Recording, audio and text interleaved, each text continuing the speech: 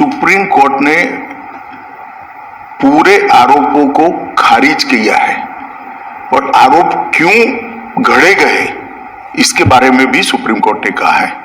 एक प्रकार से आप कह सकती हो कि सुप्रीम कोर्ट ने ये आरोप पॉलिटिकली मोटिवेटेड है, ये भी सिद्ध कर दिया है। सुप्रीम कोर्ट के जजमेंट ने सिद्ध किया है। जहां तक कैसा लगा का सवाल है, 18-19 साल की लड़ाई, देश का इतना बड़ा नेता एक शब्द बोले बगैर सभी दुखों को सहन कर कर लड़ता रहा और आज जब अंत में सत्य सोने की तरह बह रहा है, चमकता हुआ बह रहा है, तो आनंद ही होगा।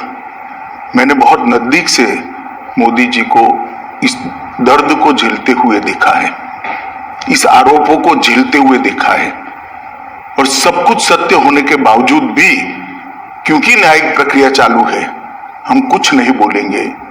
इस स्टैंड को कोई बहुत मजबूत मन का आदमी ही ये स्टैंड ले सकता है। वो मैं 2003 में भी गुजरात के गृह मंत्री नाते कर सकता था, पार्टी के अध्यक्ष के नाते भी कहता, क्योंकि परिस्थिति में कोई बदलाव नहीं है, फैक्ट था।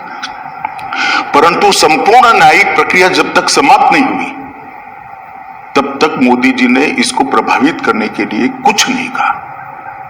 19 साल के बाद सुप्रीम कोर्ट की खंडपीठ ने आज जो जजमेंट दिया है, उस जजमेंट से मोदी जी पर लगे हुए सारे गलत आरोप को खारिज कर दिया गया और ये भी कहा गया है कि कुछ लोगों ने उस आरोपों को पॉलिटिकली मोटिवेटेड तरीके से लगाया था, to keep the pot boiling कहा।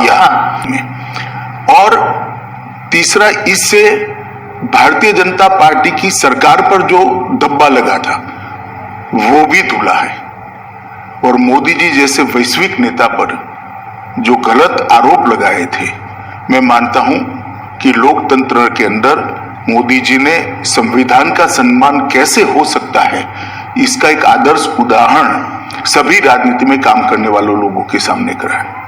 मोदी जी की भी देश भर से कार्यकर्ता आकर मोदी जी के समर्थन में सॉलिडारिटी के लिए खड़े नहीं हुए थे। हम कानून को कोऑपरेट किए थे, मेरी भी अरेस्ट हुई थी, कोई धरना प्रदर्शन नहीं करे थे। और जब सत्य इतनी लंबी लड़ाई के बाद बाहर आता है विजयी होकर, तो सोने से भी ज्यादा उसकी चमक होती है।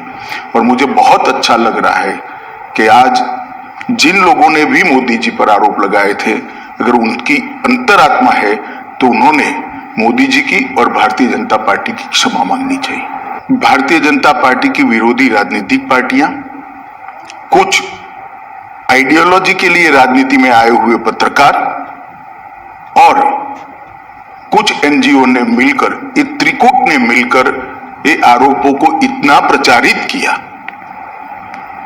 और इसका इकोसिस्टम भी इतना मजबूत था कि धीरे धीरे झूठ को ही सब सत्य मानने लगे। हमारी सरकार का कभी भी मीडिया के काम में इंटरफेरेंस का दखल ही नहीं, मतलब हमारा एटीट्यूड ही नहीं है, ना उस वक्त करा था ना आज कर रहे हैं। परंतु उस वक्त जो इकोसिस्टम बनी थी, वो इकोसिस्टम ने एक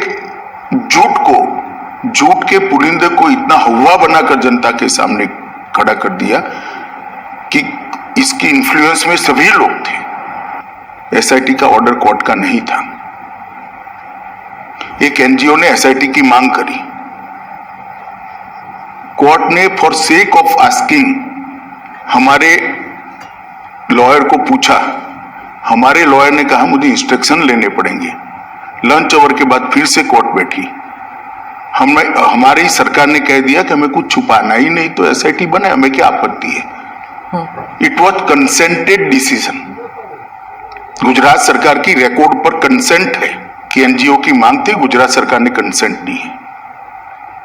हम बहस कर सकते थे, मगर क्यों करें, क्योंकि हमें कुछ छिपाना ही नहीं था। आज जब जजमेंट आया है तब तय हो गया है कि जजमेंट में लिखा हुआ नाम मैं बोलता हूं, एक पुलिस अफसर का नाम दिया है, एक एक एनजीओ का नाम दिया है और कुछ पॉलिटिकल एलिमेंट्स का नाम दिया है। ये तीनों ने मिलकर जजमेंट के अंदर ये स्पष्ट कर दिया है कि सनसनी खड़ी करने के लिए झूठ बातों को फैलाया गया। एसआईटी को जो जब जवाब लिखवा रहे थे तब भी उनको मालूम था कि ये झूठा जवाब है, जिसको एसआईटी ने भी बाद में कोर्ट के सामने रखा कि ये झूठे जवाब थे और वो जानते थे कि झूठे। आज कोर्ट ने स्पष्ट कर दिया कि सरकार ने दंगा रोकने के लिए भरसक प्रयास किए। कोर्ट ने तय कर दिया कि मुख्यमंत्री ने बार बार शांति की अपील की थी। कोर्ट ने यह तय किया घटनाएं मतलब ट्रेन जलाने की घटना के बाद जो दंगे हुए वो सुनियोजित नहीं थे, स्वप्रेरित थे। और तहलका द्वारा किए गए स्टिंग ऑपरेशन को भी कोर्ट ने खारिज कर दिया, क्योंकि इसका तब मालूम पड़ा कि स्टिंग ऑपरेशन पॉलिटिकली मोटिवेटेड है। नहीं, जहां तक गुजरात सरकार का सवाल है, हमने कोई लेट लतीफी नहीं करी थी। जिस दिन गुजरात बंद का ऐलान हुआ उसी दोपहर को हमने सेना को बुला लिया था। सेना को पहुंचने में थोड़ा समय लगता है। आप हमारा हिसाब मांगती है, मांगना भी चाहिए, मुझे जवाब भी देना चाहिए, परंतु मैं क्लियर कर दूं, जहां तक गुजरात सरकार का सवाल है, एक दिन की भी देरी नहीं की है। रिकॉर्ड बहुत स्पष्ट है, कोर्ट ने भी इसको अप्रिशिएट किया है। परंतु दिल्ली में सेना का मुख्यालय है, दिल्ली में इतनी सेना है, जब इतने सारे सिख भाइयों बहनों को मार दिया, 3 दिन तक कुछ नहीं हुआ। कितनी एसआईटी बनी? हमारी सरकार आने के बाद एसआईटी बनी। कितनी अरेस्ट हुई? इतने सालों तक सिख नरसंहार में विपक्ष की सरकारें रही, कभी अरेस्ट नहीं हुई। और वो लोग हम पर आरोप लगा रहे हैं पार्शियलिटी के। मैं और मोदी जी नहीं कहते, भारतीय जनता पार्टी नहीं कहते कि हम पर टैग लगाने का झूठा प्रयास किया। अब सुप्रीम कोर्ट भी कहती है कि झूठा टैग लगाने का प्रयास किया। आप लोकतंत्र में संविधान को भी नहीं मानेंगे, सुप्रीम कोर्ट को भी नहीं मांगेंगे। पॉलिटिकल स्टेटमेंट सच्चे या सुप्रीम कोर्ट का सब एविडेंस एप्रिशिएट कर लिया गया फैसला सच्चा, ये देश की जनता ने तय करना पड़ेगा। आप जैसे पत्रकारों ने भी तय करना पड़ेगा। और अगर ये मत बनता है कि सुप्रीम कोर्ट का एप्रिशिएट हुआ एविडेंस एप्रिशिएट करने के बाद दिया गया फैसला सच्चा है, पूछना चाहिए उनको कि क्या आधार था ये आरोप का, और आधार था तो क्यों नहीं गए सुप्रीम कोर्ट में। तीस्ता सेटलवाड की एनजीओ थी, नाम तो मुझे मालूम नहीं है उनका। उन्होंने हर थाने में इस प्रकार की भारतीय जनता पार्टी के कार्यकर्ताओं को इन्वॉल्व करने वाली एप्लीकेशनें दे दी थी, और मीडिया का दबाव इतना था कि सभी एप्लीकेशनों को सच मानकर ट्रीट किया गया। 130 करोड़ लोगों के 260 करोड़ आंख होती है, 260 करोड़ कान होते हैं, सब देखती है, सब सुनती है। हम कभी चुनाव नहीं हारे। जनमानस ने, जनता ने कभी भी ये आरोप को स्वीकारा नहीं। मीडिया, एनजीओ और सुप्रीम कोर्ट ने भी इसको स्वीकृत किया है। एसआईटी की रचना हमने नहीं करी थी, देश की सर्वोच्च अदालत ने करी थी।